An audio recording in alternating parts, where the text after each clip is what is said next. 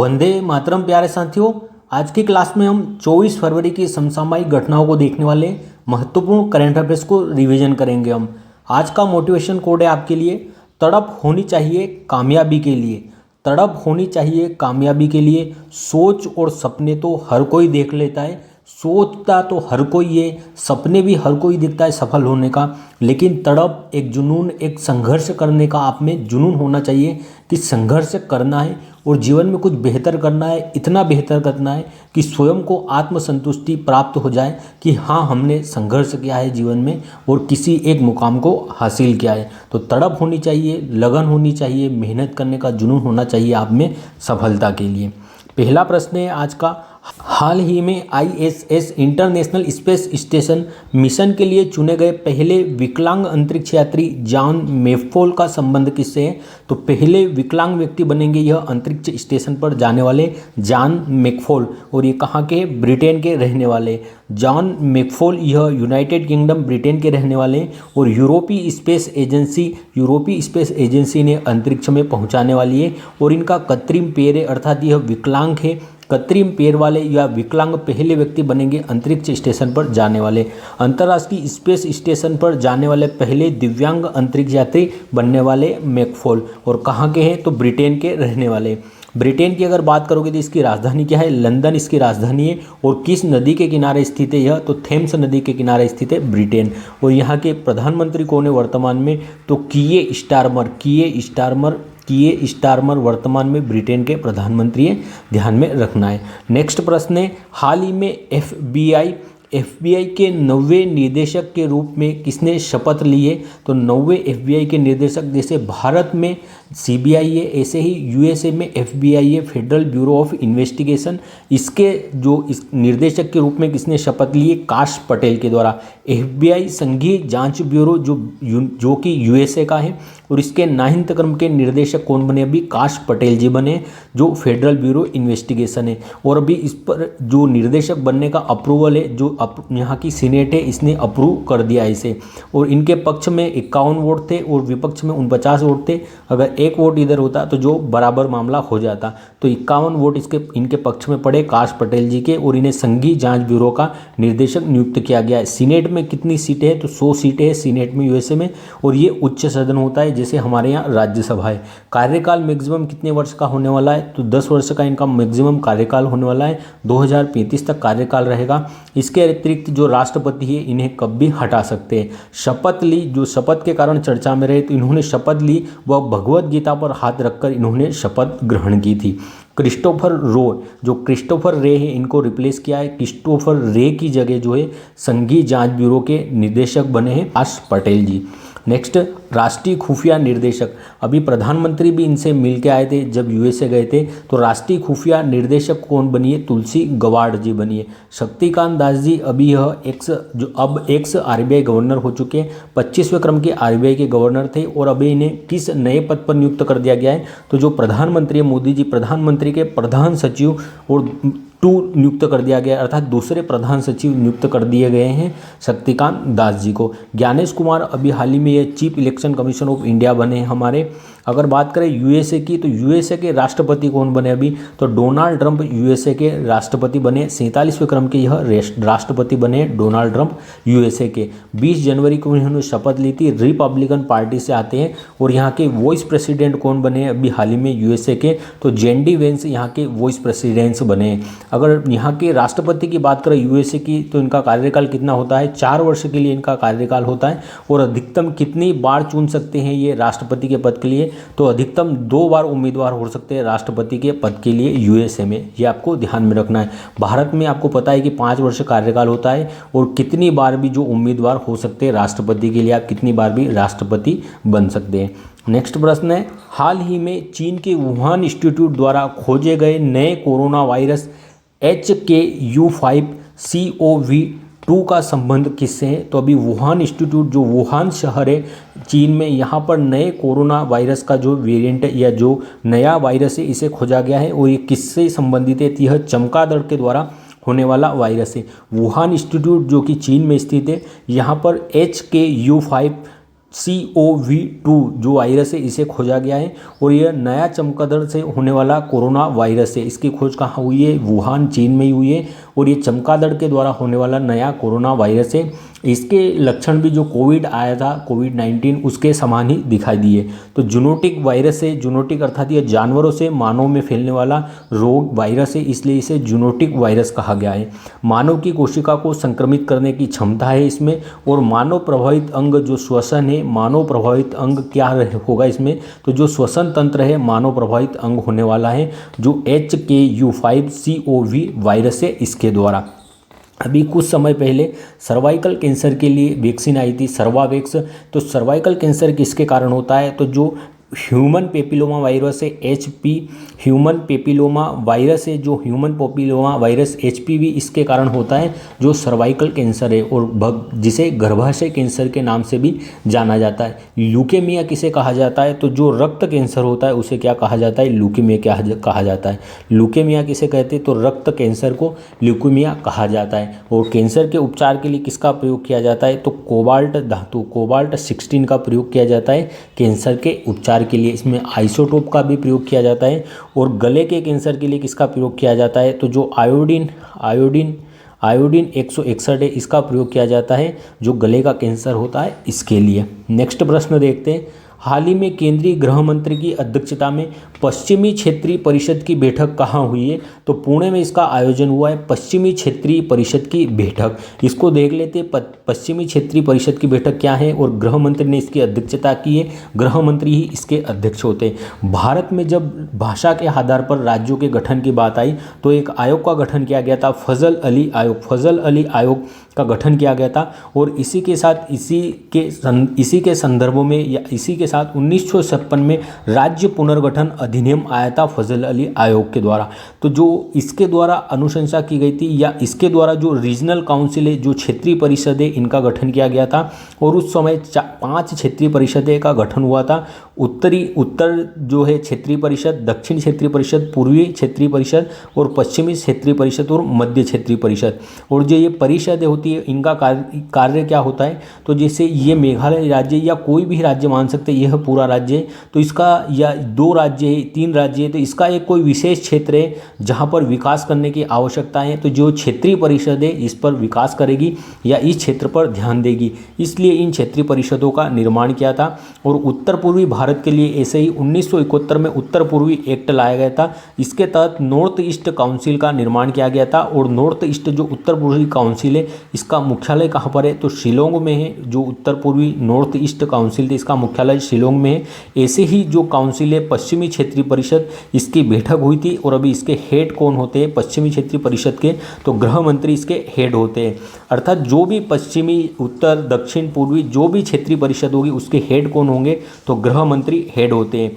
और अभी जो पश्चिमी क्षेत्रीय परिषद है इसकी बैठक हुई थी कहाँ पर? तो इसकी महाराष्ट्र में बैठक होती है। और इसके अंतर्गत कौन कौन से जो राज्य आते हैं पश्चिमी क्षेत्रीय परिषद के तहत? तो गोवा, महाराष्ट्र, गुजरात, दादर नागर हवेली, दमन और दीव इसके अंतर्गत आते हैं पश्चिमी क्षेत्रीय परिषद के अंतर्गत। और इसके हेड कौन होते हैं? तो गृह मंत्री इसके हेड होते हैं। और पुणे में अभी पश्चिमी क्षेत्रीय परिषद की बैठक हुई थी कहाँ पर? पुणे, महाराष्ट्र में। फजल अली आयोग, यह भाषा के आधार पर राज्यों के पुनर्गठन के लिए जो फजल अली आयोग का गठन किया था। और के.एम. पढ़नीकर इसके, फजल अली इसके अध्यक्ष थे, के.एम. पढ़नीकर इसके जो है सदस्य थे। के.एम. पढ़नीकर और हृदयनाथ कुंद्रू और के.एम. पढ़नीकर इसके सदस्य थे और इसके अध्यक्ष कौन थे? फजल अली, जो हमारे फजल अली थे ये इसके अध्यक्ष थे। नेक्स्ट प्रश्न देखते हैं। 27वीं क्रम की इसकी बैठक कहाँ पर हुई है? तो पुणे, महाराष्ट्र में हुई है अभी पश्चिमी क्षेत्रीय परिषद की। नेक्स्ट प्रश्न है, हाल ही में हुई गणना के अनुसार सर्वाधिक गिद्धों की संख्या वाला राज्य कौन सा है? तो मध्य प्रदेश है सर्वाधिक गिद्धों की संख्या वाला राज्य। सर्वाधिक गिद्ध कहाँ पे? वल्चर, मध्य प्रदेश में। गिद्ध गणना 2025 वल्चर की गणना हुई है जिसमें मध्य प्रदेश पहले स्थान पर रहा है। मध्य प्रदेश में कुल 12,981 गिद्ध हैं प्राप्त हुए हैं, तो पहले स्थान पर मध्य प्रदेश है। और जो गिद्ध गणना है यह कब से प्रारंभ हुई है? तो 2016 में स्टार्ट हुई थी पहली बार गिद्ध की गणना करना। तो गिद्धों की संख्या में कमी किसके कारण देखी गई थी? भारत में किस दवाई के कारण गिद्धों की जो मृत्यु हुई या गिद्धों की संख्या में काफ़ी गिरावट आई? तो जो डाइक्लोफेनेक जो दवा है, डाइक्लोफेनेक, जो कि पशुओं में दी जाती है, जो पशु होते हैं उन्हें दर्द निवारक के लिए दी जाती है डाइक्लोफेनेक को। तो अगर उन पशुओं की मृत्यु होती है और इन्हें गिद्ध जो वल्चर बाद में खाते हैं उन पशुओं को, तो यह जो दवा है, यह दवाई गिद्धों के अंदर प्रवेश करती है और उनके तंत्रिका तंत्र को नष्ट करके जो उनका मृत्यु का कारण बनती है। तो जो पशुओं को या जो जानवरों को दी जाने वाली दवाई थी डाइक्लोफेनेक, इसके कारण जो गिद्धों की संख्या में गिरावट आई या जो उनकी गिद्धों की मृत्यु का कारण बनी और भारत में गिद्धों की संख्या कम हुई। और पृथ्वी का सफाई कर्मी भी कहा जाता है गिद्धों को, क्योंकि जो भी जीव जंतु मर जाते हैं या जंगलों में जो भी जीव जंतु सड़ते हैं उन्हें खाने का कौन कार्य करते हैं? तो जो गिद्ध है यह उन्हें खाने का काम करते हैं, इसलिए इन्हें पृथ्वी का सफाई कर्मी भी कहा जाता है। अभी कुछ समय पहले उत्तर प्रदेश के महाराजगंज में गिद्धों के संरक्षण के लिए एक केंद्र की स्थापना की गई थी। मध्य प्रदेश की बात अगर करेंगे तो मध्य प्रदेश को ही चीता स्टेट भी कहा जाता है, अर्थात जो है अफ्रीका महाद्वीप से जो नाइजीरिया से चीते लाए गए थे वो कहाँ पे बसाए गए थे? तो जो कूनो नेशनल पार्क है मध्य प्रदेश में, कूनो नेशनल पार्क, यहाँ पर चीतों को लाया गया था। तेंदुआ स्टेट भी कौन सा है? तो तेंदुआ स्टेट भी मध्य प्रदेश है और टाइगर स्टेट का खिताब भी मध्य प्रदेश के पास है। इस सर्वाधिक टाइगर कहाँ पर है? मध्य प्रदेश में। और अंतर्राष्ट्रीय टाइगर दिवस कब मनाया जाता है? तो 29 जुलाई है, 29 जुलाई को कौन सा दिवस मनाया जाता है? तो 29 जुलाई को टाइगर दिवस के रूप में मनाया जाता है। और वन क्षेत्र सर्वाधिक कहाँ पर है? क्षेत्रफल के आधार पर सर्वाधिक वन कहाँ पर है? तो यह भी मध्य प्रदेश में। और अभी हाल ही में जो सर्वे रिपोर्ट आई है, फॉरेस्ट सर्वे रिपोर्ट, सर्वाधिक वृद्धि किस राज्य में हुई है वनों की? तो यह छत्तीसगढ़ में हुई है। और प्रतिशत के आधार पर सर्वाधिक वन कहाँ पर है? तो मिजोरम में है प्रतिशत के आधार पर सर्वाधिक वन, ये भी आपको ध्यान में रखना है। और विश्व टाइगर दिवस कब मनाते हैं? 29 जुलाई को मनाया जाता है विश्व टाइगर दिवस। नेक्स्ट प्रश्न है, महिला शांति सैनिकों के लिए पहला अंतर्राष्ट्रीय सम्मेलन कहाँ प्रारंभ हुआ है? तो जो पीस कीपिंग फोर्स भेजी जाती है उसका महिलाओं के लिए पहला अंतर्राष्ट्रीय सम्मेलन हुआ है और नई दिल्ली में इसका आयोजन हुआ है। महिला शांति सैनिक जो पीस कीपिंग फोर्स भेजी जाती है इसके लिए पहला अंतर्राष्ट्रीय सम्मेलन हुआ है और 24 फरवरी को नई दिल्ली में इसका आयोजन हुआ है। और इसकी थीम क्या है? तो शांति अभियानों में महिलाएं, शांति अभियानों में महिलाएं इसकी थीम रखी गई थी। चीफ गेस्ट कौन थे यहाँ पर? तो एस जयशंकर जो हमारे विदेश मंत्री है यह इसमें चीफ गेस्ट थे।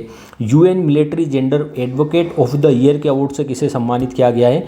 UN United nation military gender advocate of the year के अवार्ड से राधिका सेन जी को सम्मानित किया गया है, ये भी आपको ध्यान में रखना है। न्यूयॉर्क की अगर बात करेंगे तो यहाँ पर किस किस का हेडक्वार्टर देखने को मिलता है हमें? तो यहाँ पर जो यूएनओ है, यूनाइटेड नेशन ऑर्गेनाइजेशन, इसका मुख्यालय कहाँ पर है? तो न्यूयॉर्क में। यूनिसेफ, जो यूनिसेफ संस्था है उसका मुख्यालय भी कहाँ पर है? न्यूयॉर्क में।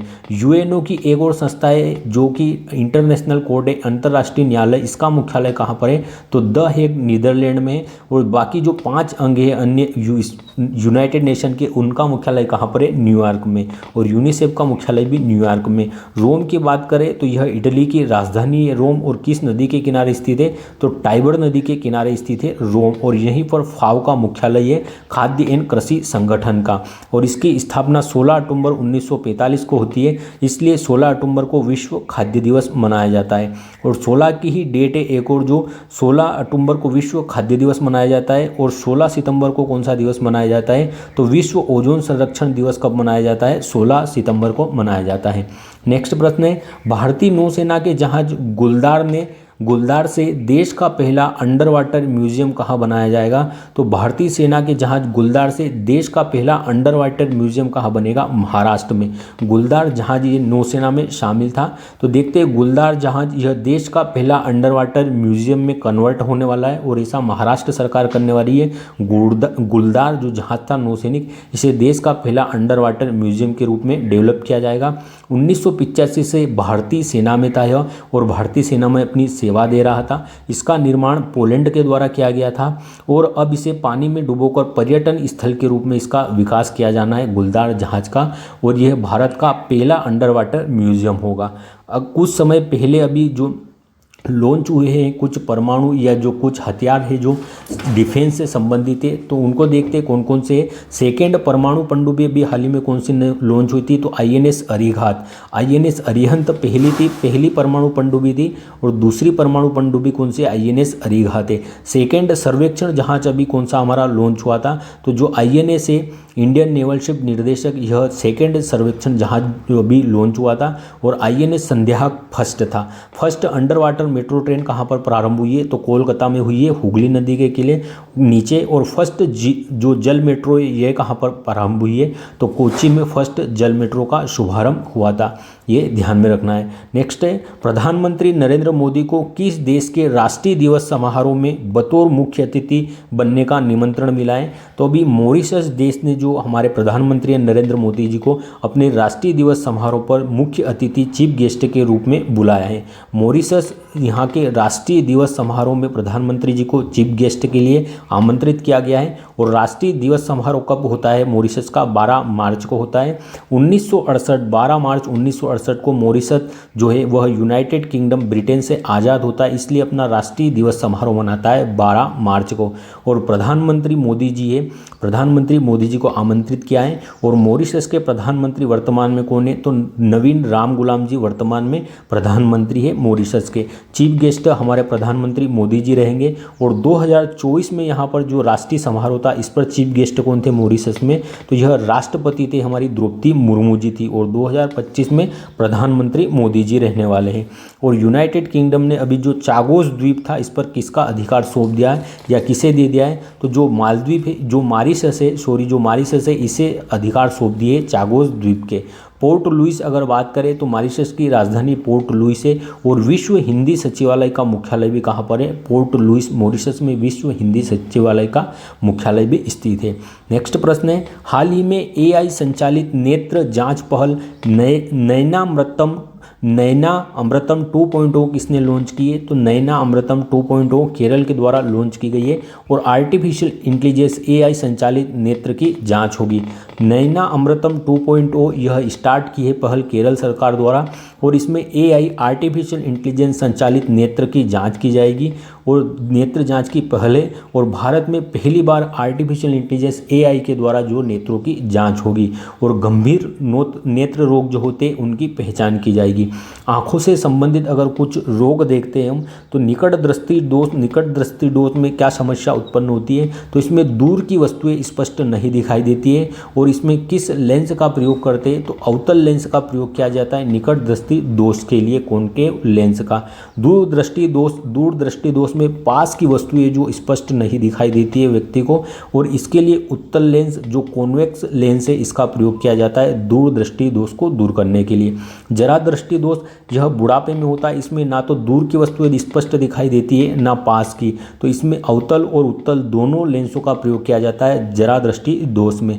मोतियाबिंद में जो आंखों का रंग है यह दूधिया हो जाता है मोतियाबिंद, यह भी बुढ़ापा में होता है। ग्लूकोमा जिसमें आंखों का पानी सूख जाता है और इसका कोई इलाज नहीं है, इसमें जो आंखों की रोशनी चली जाती है ग्लूकोमा में। ट्रेकोमा, यह भी किससे संबंधित रोग है, तो ट्रेकोमा भी आंखों से संबंधित रोग है। वर्णांधता भी आंखों से संबंधित है और ये एक अनुवांशिक रोग है वर्णांधता, अर्थात जो रेड ग्रीन और जो कलर होते हैं, जो प्राथमिक कलर रेड ग्रीन और इन्हें जो पहचानने में दुविधा होती है, इनमें जो स्पष्टता नहीं हो पाती है वर्णांधता के अंतर्गत, और ये एक अनुवांशिक रोग है वर्णांधता। नेक्स्ट प्रश्न है, हाल ही में अली ए लिगोंग उत्सव कहाँ मनाया गया है, तो असम में मनाया गया है अभी अली ए लिगोंग उत्सव। अली ए लिगोंग उत्सव इसका आयोजन असम में हुआ है, जिसमें अली ए का अर्थ होता है बीज और लिगोंग का अर्थ होता है बुआई। तो अली ए नए बीज की बुआई इसका उद्देश्य होता है, अर्थात आप इससे समझ गए होंगे कि ये कैसा कृषि महोत्सव है अली ए लिगोंग। और जो मिसिंग जनजाति है असम की, उसके द्वारा इसे मनाया जाता है। और सूर्य और चंद्रमा का अनुष्ठान किया जाता है इसमें। और यहाँ पर अपोंग, जो यहाँ की चावल की बियर की शराब होती है या चावल की जो बियर बनी हुई होती है अपोंग, इसे समर्पित किया जाता है सूर्य और चंद्रमा देवता को। और कृषि चक्र की शुरुआत होती है, अर्थात अब वापिस जो है फसल काट ली जाएगी और फिर नया फसल चक्र प्रारंभ होगा। तो जो नया फसल चक्र है उसकी शुरुआत का यह उत्सव होता है। असम की ही बात करें तो यहाँ पर ही जो मी दम मीफी अपने पूर्वजों की पूजा से संबंधित उत्सव मी दम मीफी यह भी असम में होता है। बिहू बगरुम्बा भी कहाँ के, असम के। और जोनबिल का मेला भी कहाँ पर लगता है, जिसमें वस्तु विनिमय होता है, तो यह भी असम में लगता है, जोनबिल का मेला। और माँ कामाख्या का मंदिर भी कहाँ पर है, तो माँ कामाख्या का मंदिर भी असम में ही स्थित है। जहाँ पर कौन सा मेला लगता है, तो वहाँ पर अम्बुबाची के मेले का आयोजन होता है। अब वन लाइनर में देख लेते हैं, भारत गेमिंग प्रतिभा को वैश्विक स्तर पर दिखाने के लिए भारत टेक ट्रायम्फ कार्यक्रम किया गया लॉन्च। भारत टेक ट्रायम्फ कार्यक्रम किसके लिए लॉन्च किया गया है, गेमिंग प्रतिभा को वैश्विक स्तर पर जो पहचान दिलाने के लिए। भारतीय विश्वा राजकुमार ने जीती ग्लोबल मेमोरी चैंपियन। जो ग्लोबल मेमोरी चैंपियन यह भारतीय विश्वा राजकुमार के द्वारा जीती गई है। उत्तराखंड सरकार ने बाहरी लोगों द्वारा आवास के लिए कृषि भूमि खरीद पर रोक लगाने के लिए प्रस्तुत किया विधेयक। तो जो बाहरी लोग हैं वह जो कृषि की भूमि है उसे आवास के लिए नहीं खरीद सकेंगे, इस पर रोक लगाने के लिए भी एक प्रस्तुत किया है विधेयक, किसके द्वारा, उत्तराखंड सरकार के द्वारा। और यूसीसी यूनिफॉर्म सिविल कोड लाकर अपने यहाँ पारित कर अपने यहाँ लागू करने वाला जो समान नागरिक संहिता है उसे कौन बनाए, तो वह भी उत्तराखंड बनता है। अब कल के प्रश्नों को रिवाइज कर लेते हैं। हाल ही में टाइम मैगजीन ने वुमन ऑफ द ईयर से किसे सम्मानित किया है, पूर्णिमा देवी बर्मन को, और ये असम की रहने वाली है। मुख्य आर्थिक सलाहकार के पद पर किसे नियुक्त किया गया है, वी अनंथा नागेश्वरन जी को नियुक्त किया गया है। हाल ही में मेजराना फर्स्ट क्वांटम प्रोसेसर किसने लॉन्च किया है, तो यह माइक्रोसॉफ्ट के द्वारा लॉन्च किया गया है मेजराना फर्स्ट क्वांटम प्रोसेसर। सक्रिय हुए माउंट डुकोनो ज्वालामुखी का संबंध किससे, तो माउंट डुकोनो ज्वालामुखी का संबंध किससे, तो इंडोनेशिया से संबंधित है। इंडोनेशिया में भी विस्फोट हुआ है।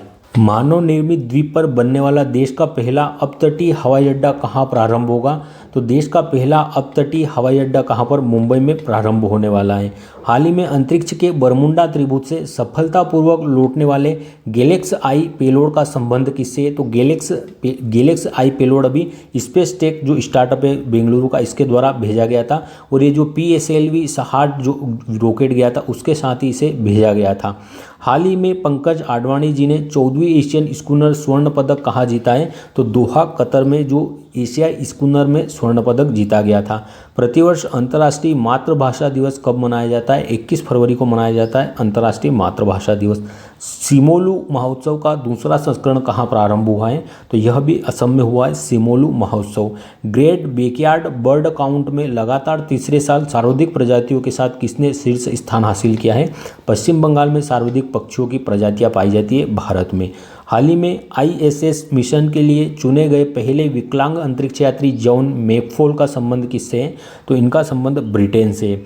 FBI जो फेडरल ब्यूरो ऑफ इन्वेस्टिगेशन है इसकी 9वें निर्देशक के रूप में किसी ने शपथ लिए, तो काश पटेल जी ने लिए, और USA की एजेंसी है यह। चीन के वुहान इंस्टीट्यूट द्वारा खोजे गए नए कोरोना वायरस HKU5CoV-2 का संबंध किससे है, तो चमगादड़ से इसका संबंध है। केंद्रीय गृह मंत्री की अध्यक्षता में पश्चिमी क्षेत्रीय परिषद की बैठक कहाँ पर हुई है, तो अभी पुणे में पश्चिमी क्षेत्रीय परिषद इसकी बैठक हुई है। और जो 5 क्षेत्रीय परिषद है इनकी अध्यक्ष कौन होता है, इनका हेड कौन होता है, तो गृह मंत्री इनके हेड होते हैं। हाल ही में हुई गणना के अनुसार सर्वाधिक गिद्धों की संख्या वाला राज्य कौन सा है, मध्य प्रदेश है। नेक्स्ट है महिला शांति सैनिकों के लिए पहला अंतर्राष्ट्रीय सम्मेलन कहाँ प्रारंभ हुआ है, तो महिला शांति सैनिकों के लिए जो नई दिल्ली में पहला अंतर्राष्ट्रीय सम्मेलन हुआ है, S जयशंकर ने इसकी अध्यक्षता की थी। गुलदार से देश का पहला अंडर वाटर म्यूजियम कहाँ बनाया जाएगा, तो गुलदार जहाज से महाराष्ट्र में बनाया जाएगा। प्रधानमंत्री मोदी को किस देश के राष्ट्रीय दिवस समारोह में मुख्य अतिथि बनने का निमंत्रण मिला है, तो मॉरिशस के जो राष्ट्रीय दिवस समारोह है उसके लिए। AI संचालित नेत्र जांच पहल नयना अमृतम 2.0 किसने लॉन्च की है, तो यह केरल सरकार के द्वारा लॉन्च की गई है। अली ए लिगोंग उत्सव कहाँ मनाया गया है, तो यह असम में मनाया गया है अली ए लिगोंग महोत्सव। धन्यवाद, जय हिंद।